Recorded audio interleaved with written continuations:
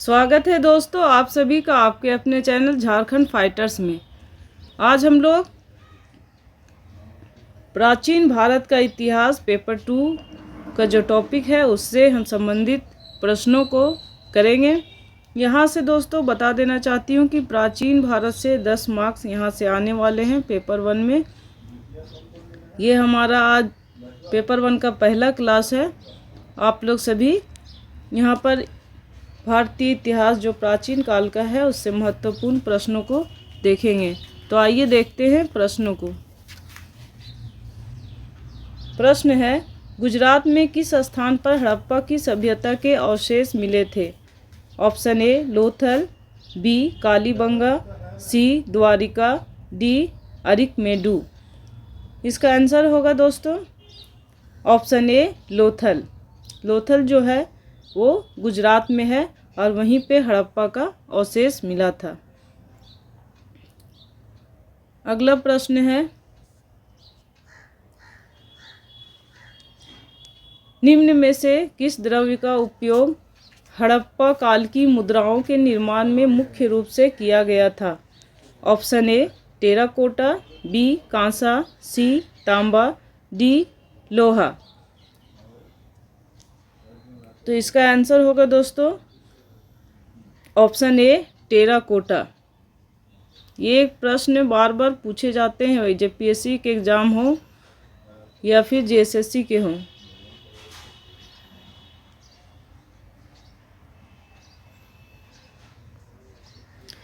अगला प्रश्न है, मराठा राज्य का दूसरा प्रवर्तक किसे माना जाता है?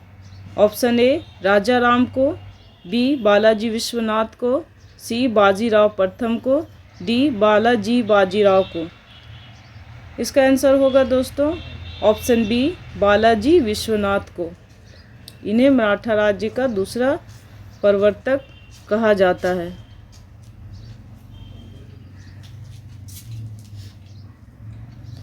अगला प्रश्न है, सांची क्यों विख्यात है?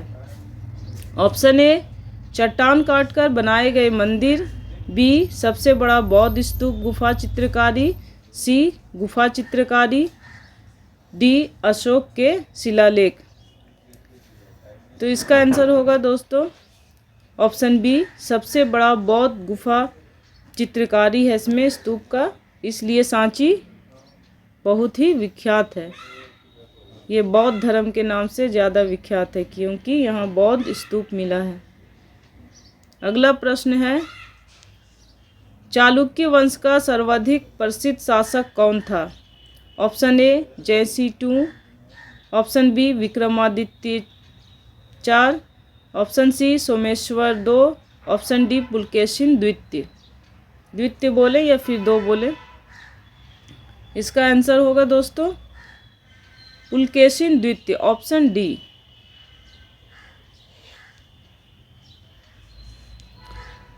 अगला प्रश्न है, 323 ईसा पूर्व में सिकंदर महान की मृत्यु हुई थी, किस जगह पे वो पूछा जा रहा है? ऑप्शन ए है फारस में, बी बेबीलोन में, सी मैसेडोनिया में, डी तक्षशिला में। तो इसका आंसर होगा दोस्तों सिकंदर महान की मृत्यु बेबीलोन में हुई थी, ये ऑप्शन बी। अगला प्रश्न है, निम्न में से वह शासक कौन था जो विक्रमादित्य के नाम से भी जाना जाता था? ऑप्शन है ए कुमारगुप्त, बी स्कंदगुप्त, सी समुद्रगुप्त, डी चंद्रगुप्त द्वितीय। इसका आंसर होगा ऑप्शन डी चंद्रगुप्त द्वितीय, जिन्होंने विक्रमादित्य की उपाधि भी धारण की थी। ये सभी गुप्त शासक हैं। अगला प्रश्न है, वैदिक कालीन लोगों ने सर्वप्रथम किस धातु का प्रयोग किया? ऑप्शन है ए लोहा, बी कांसा, सी तांबा, डी सोना। तो वैदिक कालीन लोगों ने दोस्तों सबसे पहले तांबा का प्रयोग किया था, इसलिए इसका आंसर होगा ऑप्शन सी।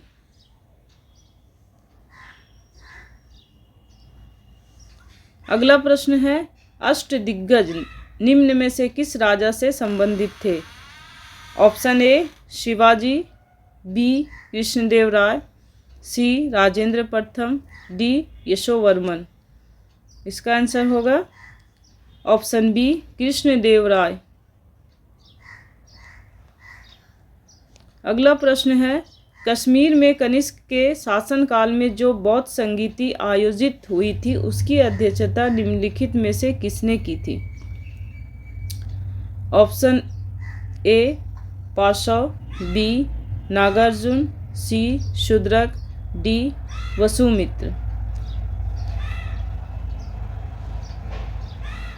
दोस्तों, कनिष्क जो शासक थे उसके शासनकाल में बौद्ध धर्म का बहुत बड़ा संगीति आयोजित हुआ था। उसमें अध्यक्ष बनाया गया था वसुमित्र को, इसलिए इसका आंसर होगा ऑप्शन डी वसुमित्र। अगला प्रश्न है, निम्न में से कौन सी स्मृति प्राचीनतम है? Option A Manusmriti, B Yajnavalkya Smriti, C Narada Smriti, D Parashara स्मृति।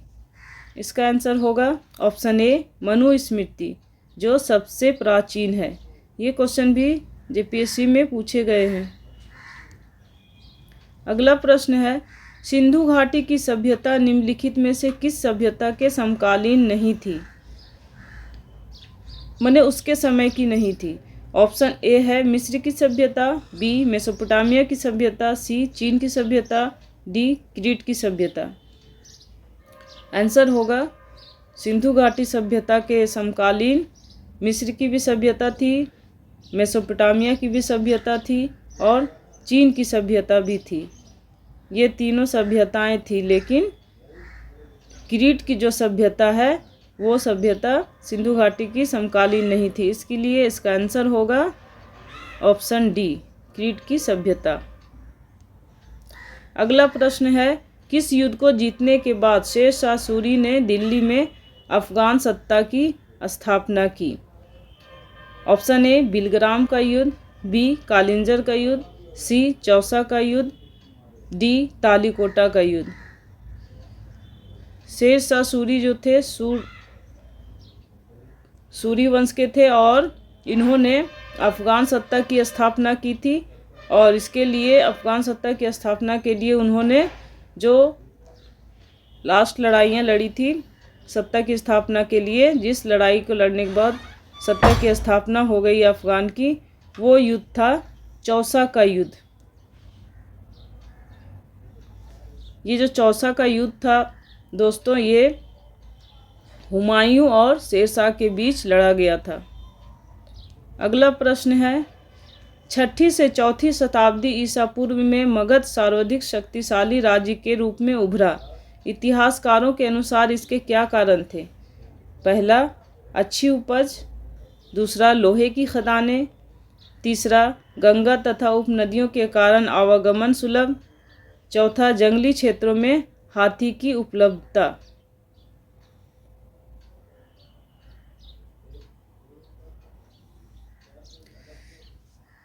यहाँ ऑप्शन दिया गया है दोस्तों,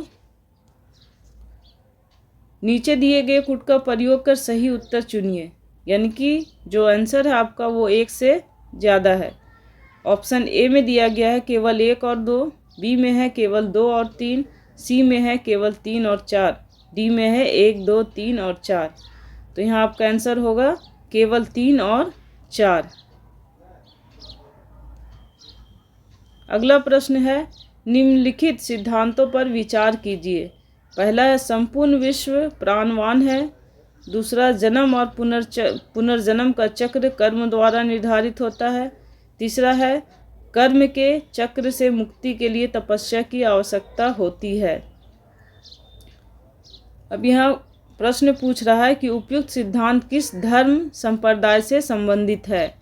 ऑप्शन आपका दिया गया है, ए जैन धर्म, बी लोकायत, सी नियतिवादी, डी थेरवादी। तो ये जितने भी सिद्धांत मैंने अभी पढ़े हैं वो सारे सिद्धांत जैन धर्म के हैं दोस्तों, इसलिए इसका आंसर होगा ऑप्शन ए जैन धर्म। अगला प्रश्न है, निम्नलिखित में से किसने प्रथम बार बौद्ध भिक्षुओं को प्रशासनिक एवं वित्तीय मुक्ति प्रदान की? Option A Gautamiputra Satakarni, B Maurya सम्राट अशोक, सी बृहद्रथ, डी याज्ञ शतकर्णी। इसका आंसर होगा दोस्तों ऑप्शन बी मौर्य सम्राट अशोक।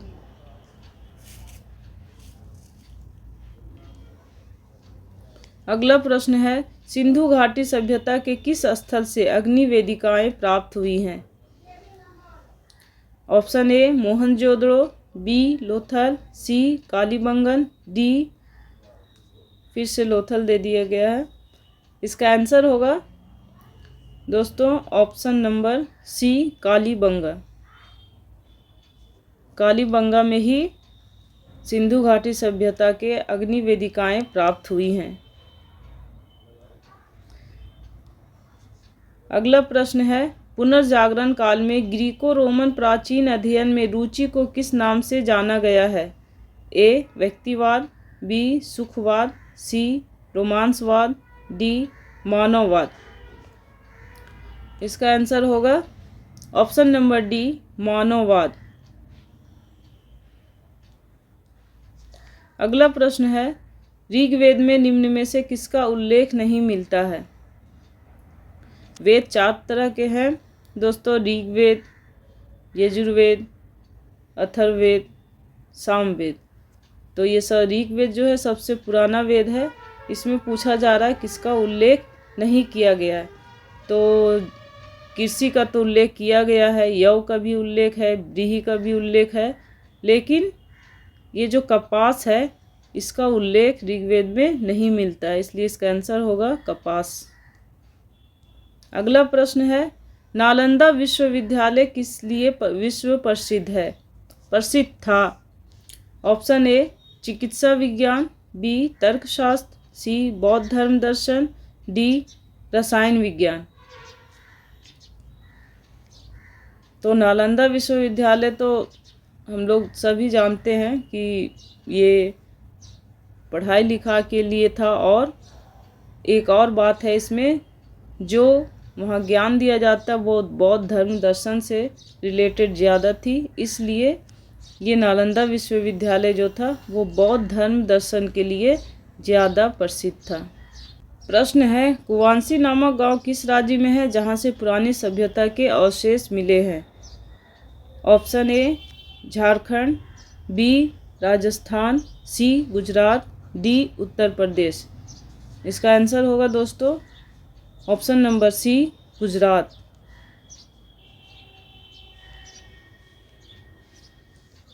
अगला प्रश्न है अशोक के ब्राह्मी अभिलेखों को सर्वप्रथम किसने पढ़ा था? Option A S R Goyal, B James Prinsep, C H D Sankalia, D V N Mishra. तो अशोक का जो ब्राह्मी अभिलेख है दोस्तों उन्हें जेम्स प्रिंसेप ने पहली बार पढ़ा था। Option number B.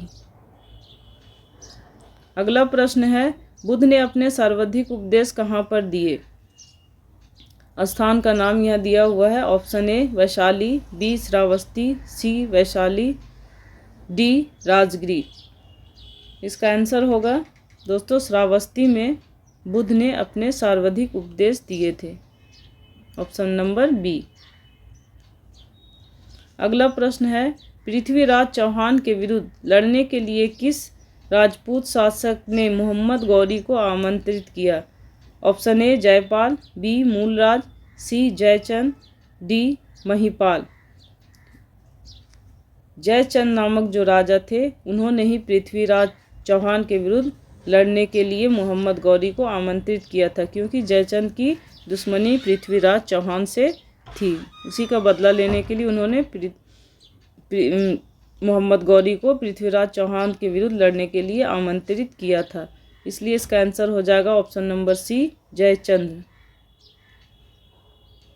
अगला प्रश्न है निम्नलिखित में से कौन सा हड़प्पा संस्कृति का एक स्थल है जहां से फारस की खाड़ी की मुद्रा उत्खनन से प्राप्त हुई थी? Option A Mohenjodaro, B Dholavira, C Lothal, D Kalibanga. इसका आंसर होगा दोस्तों ऑप्शन नंबर सी, लोथल।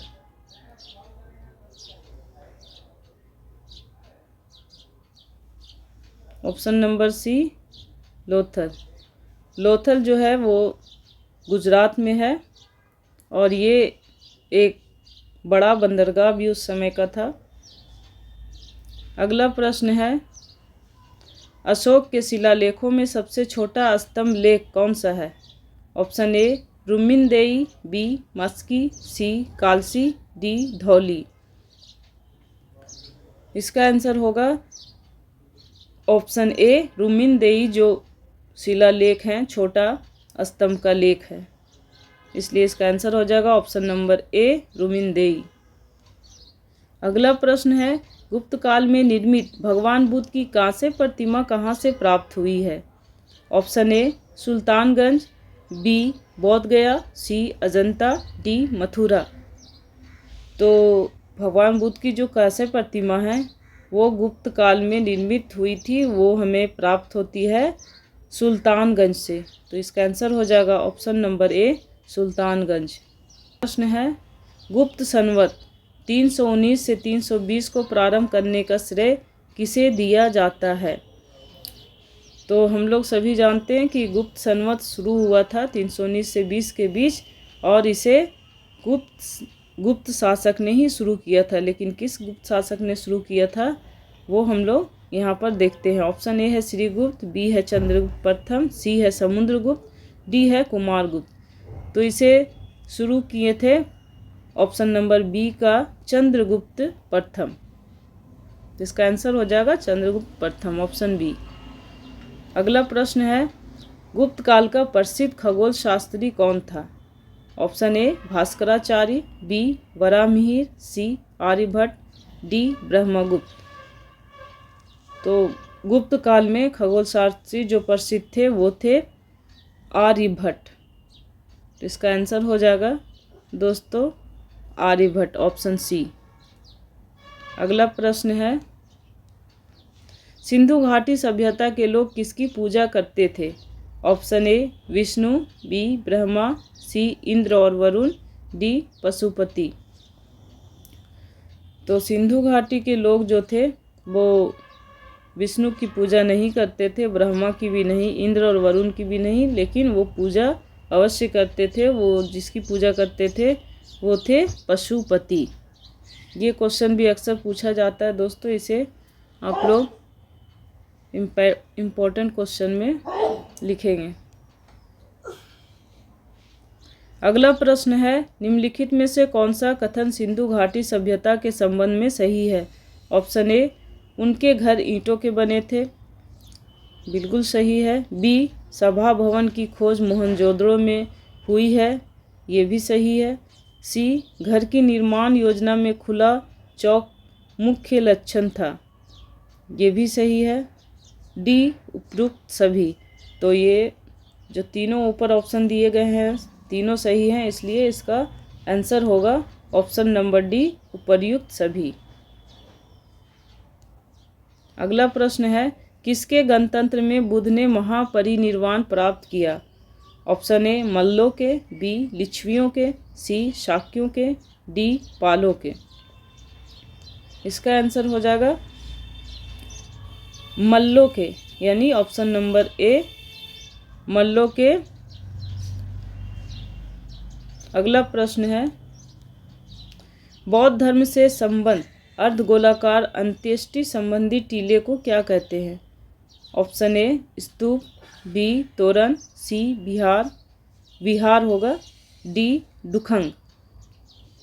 तो जो स्तूप होते हैं वो अर्धगोलाकार रूप में होते हैं और एक टीला के रूप में होते हैं, और इसे हम लोग क्या कहते हैं? स्तूप कहते हैं, इसलिए इसका आंसर हो जाएगा ऑप्शन नंबर ए स्तूप। अगला प्रश्न है, मेगास्थनीज किसके दरबार में था? ये क्वेश्चन भी बहुत ही इम्पोर्टेंट है दोस्तों।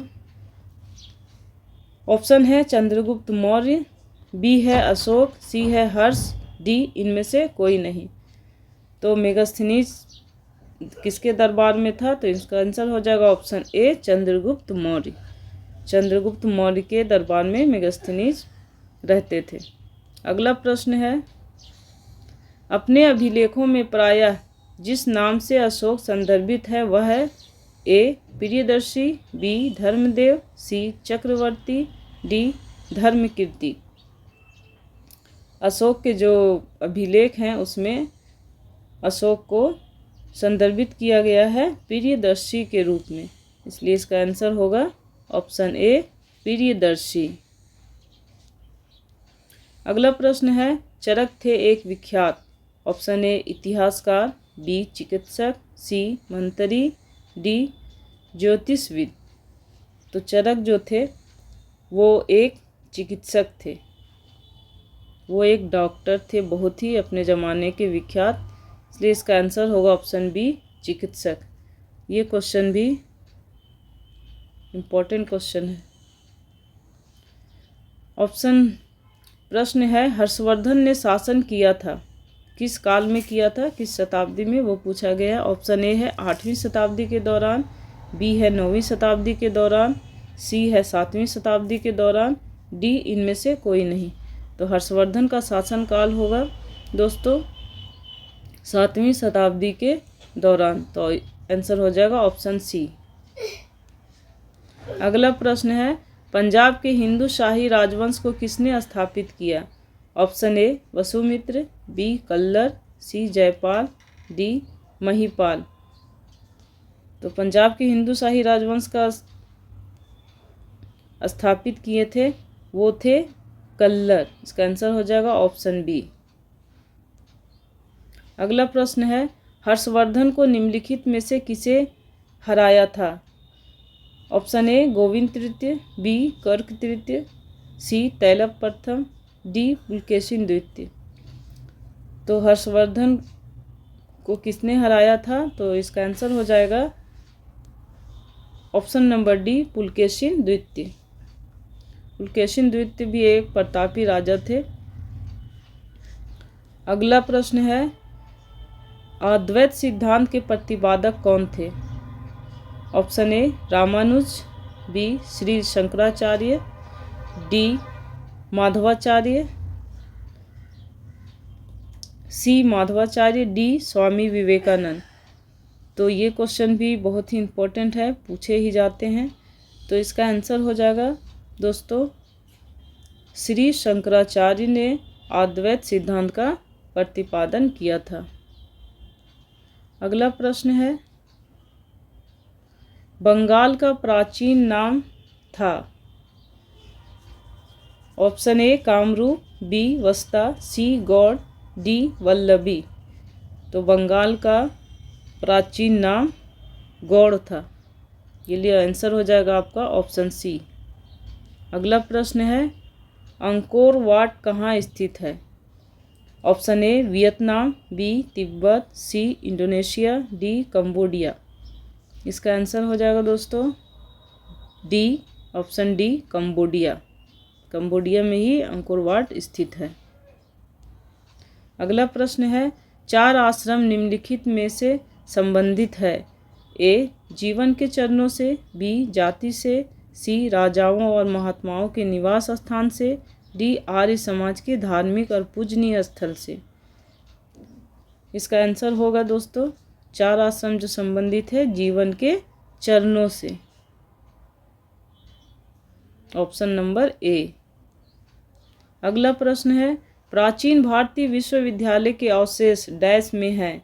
Option A Nalanda, B Takshashila, C Ujjain, D Vikramshila. इसका आंसर होगा दोस्तों ऑप्शन नंबर बी तक्षशिला।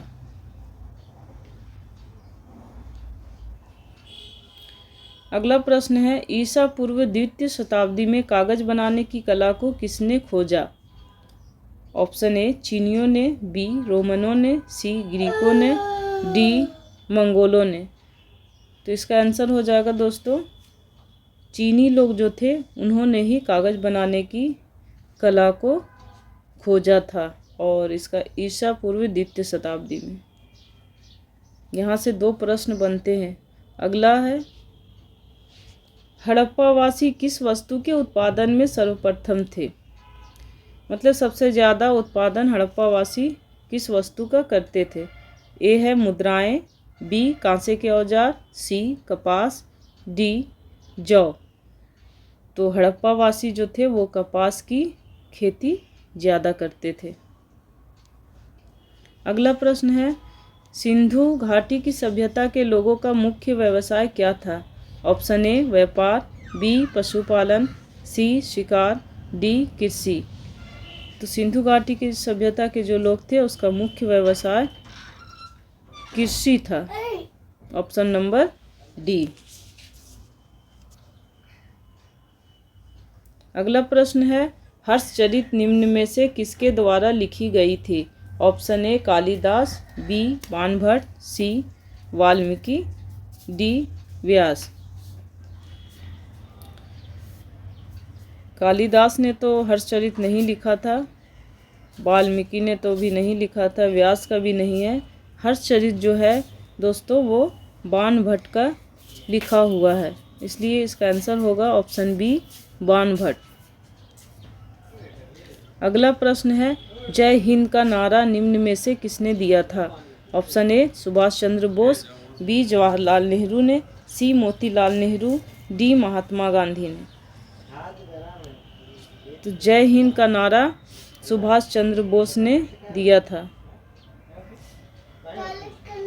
अगला प्रश्न है, निम्न में से किस शताब्दी में उदारवाद का उदय एक पूर्ण राजनीतिक दर्शन के रूप में हुआ? Option A 17, B 18, C 19, D 20। इसका आंसर होगा दोस्तों ऑप्शन नंबर डी 20। अगला प्रश्न है, हल संबंधी अनुष्ठान का पहला व्याख्यात्मक वर्णन कहाँ से मिला है? ऑप्शन ए गौपद ब्राह्मण में, बी शतपथ ब्राह्मण में, सी ऐत्रेय ब्राह्मण में, डी पंचविंश ब्राह्मण में।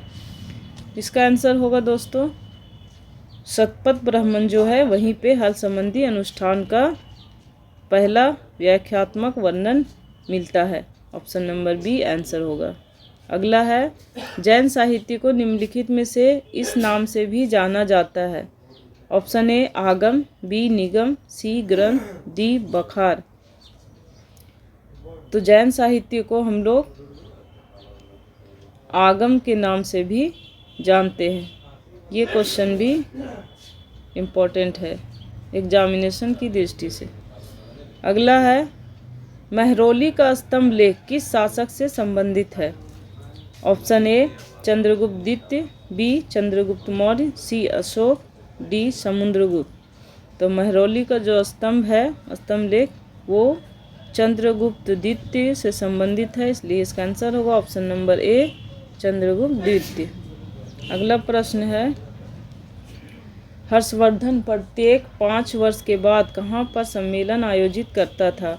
ए कन्नौज, बी वैशाली, सी प्रयाग, डी थानेश्वर। तो हर्षवर्धन जो थे एक बहुत बड़ा सम्मेलन आयोजित करते थे अपने शासनकाल में। उसका स्थान पूछ रहा है कि कहाँ पर करते थे, तो उस स्थान में करते थे, उसका नाम है प्रयाग। तो हर्षवर्धन जो थे वो प्रयाग में हर बार 5 वर्ष के बाद सम्मेलन आयोजित करते थे। अगला प्रश्न है, मौर्य साम्राज्य के संदर्भ में निम्नलिखित कथनों पर विचार कीजिए। ए पहला है, इसकी स्थापना 321 ईसा पूर्व में चंद्रगुप्त मौर्य ने की। 2 मौर्य शासकों का उल्लेख जैन, बौद्ध और पौराणिक ग्रंथों तथा संस्कृत वाङ्मय में मिलता है। 3 अशोक के अधिकांश अभिलेख प्राकृत भाषा में है। 4 अरामाइक और यूनानी लिपियों का प्रयोग दक्षिण भारत से प्राप्त कुछ अभिलेखों में किया गया है। इसको ध्यान से पढ़ेंगे, उसके बाद आप इसका आंसर देंगे। फिर पूछ रहा है, उपयुक्त कथनों में से कौन से सही हैं? ऑप्शन ए केवल 1 और 2, बी केवल 2 और 3, सी केवल 1, 2 और 3, डी 1, 2, 3 और 4। तो इसका आंसर होगा दोस्तों ऑप्शन नंबर सी केवल 1, 2 और 3। अगला प्रश्न है, निम्नलिखित में से किसके लिए शर्मन शब्द का प्रयोग किया जाता था? ऑप्शन ए शिल्पी वर्ग से संबंधित लोग, बी प्रशासनिक अधिकारियों का एक वर्ग, सी ऐसे व्यक्ति जिन्होंने सांसारिक जीवन को त्याग दिया हो, डी विदेशों से व्यापार करने वाले व्यापारी। इसका आंसर हो जाएगा दोस्तों शर्मन शब्द का प्रयोग ऐसे व्यक्ति से किया जा रहा था जिन्होंने सांसारिक जीवन को त्याग दिया हो। तो इसका आंसर हो जाएगा ऑप्शन नंबर सी। अगला प्रश्न है हर्षवर्धन के राज्य का समय काल क्या था। ऑप्शन ए 600 से 658 ईसा, बी 606 ईस्वी से 647 ईस्वी, सी 602 ईस्वी से 665 ईस्वी, डी 564 ईस्वी से 600 ईस्वी। इसका आंसर हो जाएगा हर्षवर्धन का जो समय काल है वो है 606 से 647 ईस्वी। Option number B. अगला प्रश्न है कौटिल्य के अर्थशास्त्र को खोज निकालने एवं उस पर प्रामाणिक प्रकाश डालने का श्रेय किस इतिहासकार को। अगला प्रश्न है कौटिल्य के अर्थशास्त्र को खोज निकालने एवं उस पर प्रामाणिक प्रकाश डालने का श्रेय किस इतिहासकार को प्राप्त है। ए डॉक्टर जॉली, बी विंटरनित्ज, सी आचार्य श्याम शास्त्री, डी डी.आर. भंडारकर। इसका आंसर हो जाएगा दोस्तों ऑप्शन नंबर सी आचार्य श्याम शास्त्री। इन्होंने ही कौटिल्य के अर्थशास्त्र को खोज निकाला। अगला प्रश्न है राजगृह में महावीर स्वामी ने सर्वाधिक निवास किस ऋतु में किया। ऑप्शन ए ग्रीष्म ऋतु, बी वर्षा ऋतु, सी शीत ऋतु, डी बसंत ऋतु। महावीर स्वामी जो थे दोस्तों वो जैन धर्म के संस्थापक थे और राजगृह में उन्होंने वर्षा ऋतु में ज़्यादा निवास किया था। इसका आंसर हो जाएगा ऑप्शन नंबर बी वर्षा ऋतु। क्वेश्चन है भारत में पूजित पहली मानव प्रतिमा कौन सी थी। ऑप्शन ए भगवान बुद्ध, बी इंद्र भगवान, सी महावीर स्वामी, डी वासुदेव कृष्ण। तो भारत में जो मानव प्रतिमा के रूप में पहली बार पूजी गई थी वो थे भगवान बुद्ध, इसलिए इसका आंसर हो जाएगा दोस्तों ऑप्शन नंबर ए भगवान बुद्ध। अगला प्रश्न है किस विदेशी यात्री ने भारत का दौरा सबसे पहले किया था। ऑप्शन है वेनसांग, बी इतिसिंह, सी मेगास्थनीज, डी फाहियान।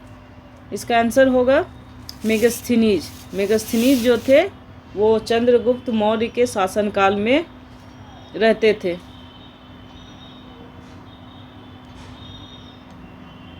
आंसर हो जाएगा ऑप्शन नंबर सी मेगास्थनीज। अगला प्रश्न है हड़प्पा के नगर और कस्बे किस आकार के विशाल खंडों में विभाजित थे। ऑप्शन ए वर्गाकार, बी आयताकार, सी गोलाकार, डी अर्धगोलाकार। इसका आंसर होगा दोस्तों आयताकार।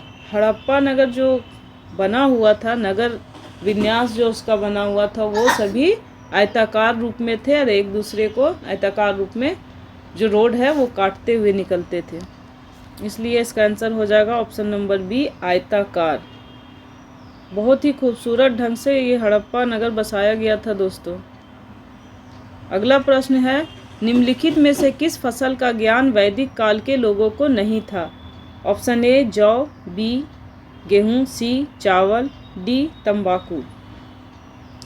तो तंबाकू ऐसा फसल था जिसका ज्ञान वैदिक काल के लोगों को नहीं था। इसका आंसर हो जाएगा ऑप्शन नंबर डी तंबाकू। अगला प्रश्न है निम्नलिखित में से ऋग्वेद की किन नदियों का उल्लेख अफगानिस्तान के साथ आर्यों के संबंध का सूचक है। वो कौन सी नदी है दोस्तों जो ऋग्वेद का अफगानिस्तान से संबंध को दर्शाता है। ऑप्शन ए अश्विनी, बी परुशनी, सी कुभा को काबुल भी कह रहे हैं, क्रम मतलब कुर्रम, डी है विपाश सुतुद्री। इसका आंसर हो जाएगा सी कुभा, यानी जो काबुल अफगानिस्तान में है, और क्रम कुर्रम ये जो है ऋग्वेद में आर्यों का संबंध अफगानिस्तान के साथ दर्शाता है। आंसर है ऑप्शन नंबर सी। अगला प्रश्न है प्राचीन भारत के महान व्याकरण लेखक पतंजलि किसके समकालीन थे। Option A Kanishka, B Chandragupta द्वितीय, सी गौतमीपुत्र शतकर्णी, डी पुष्यमित्र शुंग। तो यहाँ पे जो पंतजलि थे उसके समकालीन थे तो पुष्यमित्र शुंग के। तो इसका आंसर हो जाएगा option number D Pushyamitra Shunga. अगला प्रश्न है वेनसांग के विवरणों में निम्नलिखित में से किसका उल्लेख नहीं मिलता है। Option A Kanyakubja, B Nalanda, C Pariyar, D इनमें से कोई नहीं। तो यहाँ पे पूछ रहा है कि वेनसांग के विवरण में किसका उल्लेख नहीं मिलता। यहाँ बहुत कन्फ्यूजन होता है दोस्तों जब नहीं प्रश्न में दिया रहता है। तो कान्यकुब्ज का तो उल्लेख है, इसका उल्लेख है, नालंदा का भी उल्लेख है और प्रयाग का भी है।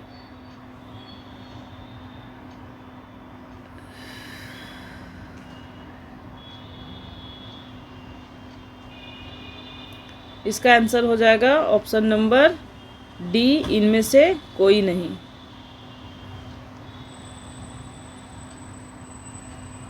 अगला प्रश्न है मौर्य काल में गुप्तचरों को क्या कहा जाता था। ऑप्शन ए गुप्तचर, बी गूढ़ पुरुष, सी संस्था एवं संचार, डी खोजी। तो देखिए दोस्तों हर काल में जैसे गुप्त काल हो गया, मौर्य काल हो गया, शुंग काल हो गया, तो हर काल में क्या गुप्तचरों को अलग अलग नाम दिया जाता था। यहाँ पूछ रहा है कि मौर्य काल में गुप्तचर को क्या कहा जाता था। तो मौर्य काल में गुप्तचर को गूढ़ पुरुष के रूप में संबोधित किया जाता था। इसका आंसर हो जाएगा ऑप्शन नंबर बी गूढ़ पुरुष। अगला प्रश्न है खजुराहो में स्थित चतुर्भुज मंदिर का निर्माण किस चंदेल शासक ने करवाया था। Option A Yashovarman, B Dhangadeva, C Kirtivarman, D Gandadeva. तो इसका आंसर हो जाएगा ऑप्शन नंबर ए यशोवर्मन। अगला प्रश्न है कुमार संभवम में किसके जन्म की कथा वर्णित है। Option A Santu Kumar, B Kartikeya, C Pradyumna, D Abhimanyu. तो कुमार संभव में कार्तिकेय का जन्म का कथा वर्णित है। अगला प्रश्न है निम्नलिखित में से कौन सा स्थल त्रिमूर्ति के लिए विख्यात है। Option A Ajanta, B Ellora, C Elephanta, D इनमें से कोई नहीं। तो इसका आंसर हो जाएगा दोस्तों ऑप्शन नंबर सी एलिफेंटा।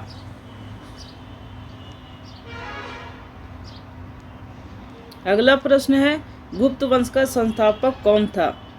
ए घटोत्कच गुप्त, बी चंद्रगुप्त प्रथम, सी श्रीगुप्त, डी रामगुप्त। तो गुप्त वंश का संस्थापक दोस्तों श्रीगुप्त थे। Option number C. अगला प्रश्न है हड़प्पा संस्कृति की मुद्राओं एवं पक्की मिट्टी की कलाकृतियों में किस पशु का चित्रण नहीं किया गया है। ऑप्शन ए गाय, बी हाथी, सी गैंडा, डी बाघ। तो गाय जो है उन्हीं का चित्रण नहीं किया गया है। Option number A. अगला प्रश्न है सिंधु सभ्यता के लोगों के घर बने होते थे। ऑप्शन ए कच्ची ईंटों के, बी पक्की ईंटों के, सी लकड़ी के, डी पत्थरों के। तो सिंधु सभ्यता के लोगों का घर पक्की ईंटों का बना हुआ था जो खुदाई में प्राप्त हुआ है। अगला प्रश्न है स्कंद पुराण में गढ़वाल को किस नाम से जाना जाता है। Option A Kedarkhand, B Purvanchal, C Jalandhar, D Garhdesh. तो इसका आंसर होगा दोस्तों ऑप्शन ए केदारखंड। अगला प्रश्न है गौतम बुद्ध के संबंध में सभी सही हैं सिवाय एक के। ऑप्शन ए उनका जन्म लुम्बिनी में हुआ था, बी उनकी मृत्यु कुशीनगर में हुई थी, सी उन्हें ज्ञान की प्राप्ति बोध गया में हुई थी, डी उन्हें ज्ञान की प्राप्ति राजगिरी में हुई थी। तो ए, बी और सी तो सही है लेकिन डी गलत है। अगला प्रश्न है जैन धर्म के प्रथम तीर्थंकर थे। Option A Mahavir Swami, B Parshvanath, C Rishabhdev, D Shankaradev. इसका आंसर होगा option number C Rishabhdev. Rishabhdev जो थे वो जैन धर्म के प्रथम तीर्थंकर थे। अगला प्रश्न है निम्नलिखित में से कौन भारत नहीं आया था। Option A Megasthenes, B Columbus, C Vasco da Gama, D Fahien. तो मेगास्थनीज तो चंद्रगुप्त मौर्य के दरबार में रहते थे। वास्को डी गामा ने भारत की खोज की। फाहियान भी आए थे। कोलंबस जो थे वो अमेरिका की खोज किए थे, भारत नहीं आए थे। तो इसका आंसर हो जाएगा ऑप्शन नंबर बी कोलंबस। अगला प्रश्न है, सम्राट अशोक पर कलिंग युद्ध के प्रभाव को निम्न पर देखा जा सकता है। ऑप्शन ए स्तंभ आलेख, बी चट्टान आलेख, सी उत्खनन, डी इनमें से कोई नहीं। आंसर है बी चट्टान आलेख में सम्राट अशोक पर कलिंग युद्ध का प्रभाव देखा जा सकता है। अगला प्रश्न है, कनिष्क का दरबारी चिकित्सक कौन था? ए चरक, बी धन्वंतरी, सी नागार्जुन, डी इनमें से कोई नहीं। तो कनिष्क का दरबारी चिकित्सक चरक थे। तो इसका आंसर हो जाएगा ऑप्शन नंबर ए चरक। अगला प्रश्न है, चीनी यात्री फाहियान किसके शासनकाल में भारत आया? Option A Kanishka, B Chandragupta Maurya, C Chandragupta Vikramaditya, D Samudragupta. तो फाहियान जो थे वो चंद्रगुप्त द्वितीय विक्रमादित्य के दरबार में आए थे। इसका आंसर हो जाएगा option number C Chandragupta Vikramaditya. अगला प्रश्न है, किसके परिणाम स्वरूप 5वीं शताब्दी ईसा में गुप्त साम्राज्य का पतन हुआ? ऑप्शन ए चालुक्य छापों के, बी ग्रीक आक्रमण के, सी हून आक्रमण के, डी पल्लव छापों के। इसका आंसर हो जाएगा दोस्तों हून आक्रमण के।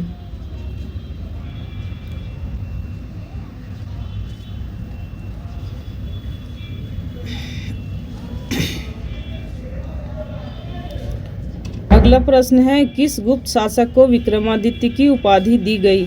Option A Samudragupta, B Chandragupta प्रथम, सी स्कंदगुप्त, डी चंद्रगुप्त द्वितीय। तो विक्रमादित्य की उपाधि चंद्रगुप्त द्वितीय को दी गई थी।